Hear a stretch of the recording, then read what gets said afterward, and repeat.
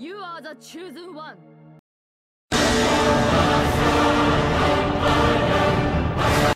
And welcome back to Chosen One Studios Let's Play of Demon's Crest. Again, this is Corinne, and I've spared us the trouble of having to go back through the city. And here we are at the end of the reservoir. That's what they call this section. Now, to get to the other boss of this level, not Belth, but Ovununu. Ovununu. It's a fun name to say.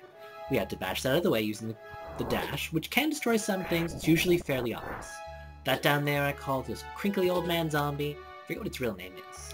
Those things can also be destroyed, obviously. Oop, and there you go, you see that he can clutch. Here's another little bit of destructible block, but unfortunately with just the single piece of the fire crest, we can't do anything. Those are skull flame sticks, that's what I call them, and they're pretty easy to destroy as long as you're using the right power on them. The normal gargoyle against them is not as powerful. And as you see, the ground gargoyle is not as powerful when it's having to jump. Those little suckers are actually even weaker, in a way, they're better hit, rather, by the aerial gargoyle's attack. Aerial gargoyle, we won't be seeing this video, probably not be seeing it next video either, because I think I'll be going back to a couple levels that I need to go back to. In this spot, it's best to change to the fire gargoyle, which you can do and continue hanging. If a gargoyle has wings and you're flying, you stay flying. As long as the gargoyle can do it, you switch to it. Dashing through that, getting some monies, and going in here. Now here is a spot you definitely want to stay fire, because there are these fun little bats. I don't know what they're really called, but they're bats to me, that you really do not want chasing you, because they just latch onto you, and they do crazy damage. There was actually a part of Mega Man 7 that used them, if I remember correctly, but I'm not sure. I'm going to dash through these, because we can, and the lower path means we're farther away from the bats that like to hang up high, so we don't run as high of a risk of incurring their wrath. I really don't want that to happen. And I always think that's going to be a health. I don't know why. But it's not. And, oh, as you see, bats, no! Bats, go away. See, even if you light the flame after they clung to you, they prefer the taste of flesh, but they also prefer not being well lit. Ooh, I don't really need that though, so I'm just going to go into that door that I happen to know is there. That is Ovununu. He can hurt you if you sink in there, but really, he's there for is to say hello. This is the first little section you have to be introduced to a boss while you're running away. There's the full heal, why I wasn't afraid of the green goo. And he's going to chase us up. I'm going to take this moment to change the ground gargoyle, because I find it much more effective against him. It, frankly, just plain old is. Now he's going to get up to the top here, and let loose his babies. Or her babies, I don't know. How can you tell the gender of an eyeball-based boss? It takes one shot of the ground attack and one air attack to destroy it, which is why I prefer this form. When you destroy all the eyeballs, which is very reminiscent of the Zelda boss, if any of you played Link to the Past. If you haven't, you should. But as soon as he switches, the damage that he can do himself is far too great, and you'll definitely want the added mobility of wings. So I'm going to switch now. There are a few times where I will be switching back, but a majority of the time, staying alive will be more important, as this fucker does some crazy damage. Or bastard, sorry. Probably should watch my damage. But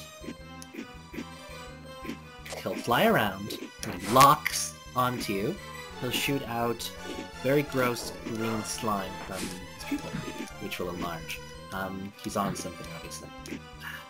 Get one quick. Ah! A couple, really? Don't let him trap you in the middle. because he does damage when he hits you. Obviously, this is a Capcom game, but he also will make it so you can't escape him. And as you can see, mobility is very important in that fight, but if you're good enough, it's not the be-all, end-all. And he's not one of the harder bosses.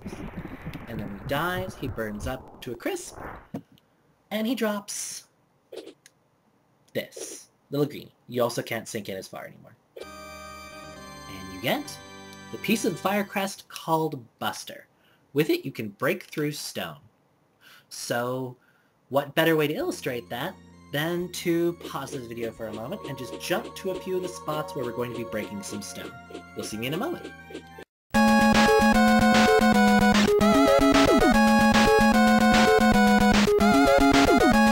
And we're back in level 1. The reason I didn't make you carry through with me is because, for one, you actually have to go through the entire first level again. But as you can see, with the Buster, which takes this spot, you can break through certain bricks, and we now have another piece of life, which is obviously not a bad thing at all. I definitely like staying alive, though one piece of health doesn't keep you alive too much longer. Every little bit helps.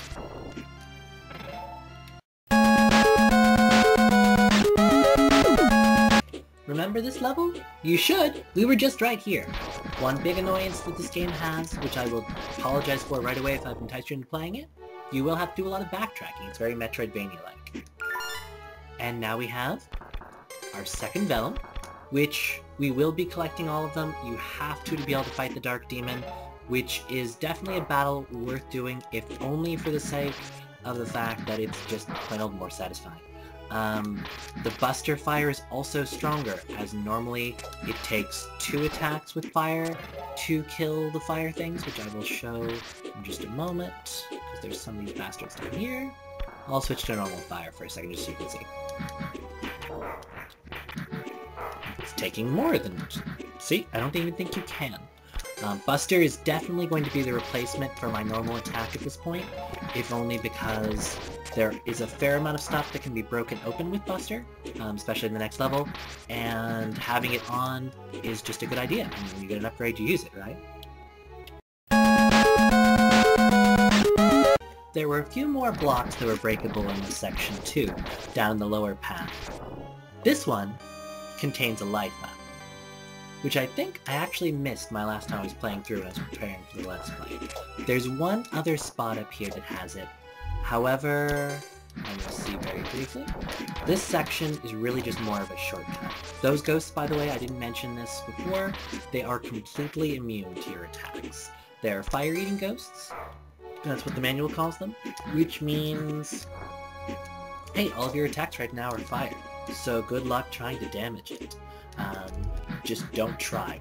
You can sometimes, when they appear, just make them go away, but otherwise it's not even worth the time. The last thing I wanted to show before I end this video, just because I think one boss battle a video is a good pace, is you can destroy those blocks. It's the quickest way you can get up here, which is really only useful if you care about potions. It's the Black Lotus. They carry only the finest potions, and they have Ginseng. Restores all of your... Oh, yeah. Ginseng restores all of your vitality. I'll need one eventually, but I'll probably want to show off all the magic first. Elixir grants you an extra life. Essentially, when you die, it brings you back to life. It's like a fairy in Zelda. Herbs restores some of your vitality. Sulfur enables you to flee from a battle. I think that just essentially means you teleport away. I've never used it. And Mercury allows you to escape from an enemy. It must be that it allows one enemy to die or something. I've never really used those. I'll have to give those a try just for the sake of this video. But regardless of how cheap those are, let's face it, the only time we're going to need any help in this game is against a couple of bosses, and those aren't going to be of any help. While we're here, I'll drop by the magic shop really quick just so we can get the descriptions of those spells, which I promise I will show you in a later video. And this is the stronger version. You can see it's down here. Death, all the enemies around you will die. Obviously it only works on small things, so it's useless against bosses. Shock, the earth will quake and the enemies on the ground will be damaged. I've used it on a boss once. I'm not fully sure if it actually damaged it. Imp will appear and work for you. However, you must have money to keep him employed. Small little buzzy bee disappears when you don't have any more money. Hold, your enemies will be held in one place for a short time. Can be useful in a couple of the final boss stages if you want, but not really. Generally by then you're good enough to just avoid them. Shadow, a barrier of darkness, will surround and protect you. Just a swirling shield, really. Think of Mega Man.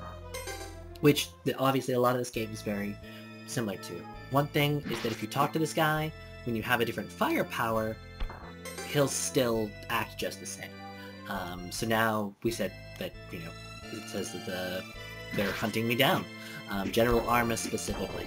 Arma is actually my favorite character in this game, short of Fireman. We can't destroy those, but we can do a lot of damage. So this time, we defeated the great Ovununu, or silly name Eyeball Head. Those will always grow back. Next video, we'll be taking to the forest. It's the order the game wants us to do it in, and for the sake of it, I'm going to go with that order. We're going to be fighting the Flame Lord, or the Flame Lord Steve, as Erica refers to him. We'll be seeing some other things come up too for the first time. Some crawlers, not crawlers, not going to be next video. And I hope you'll stick around to enjoy it. So thank you very much for watching Choosing One Studios. Again, my name's Corinne, and you have yourself a wonderful day. Here's the door. Show yourself out.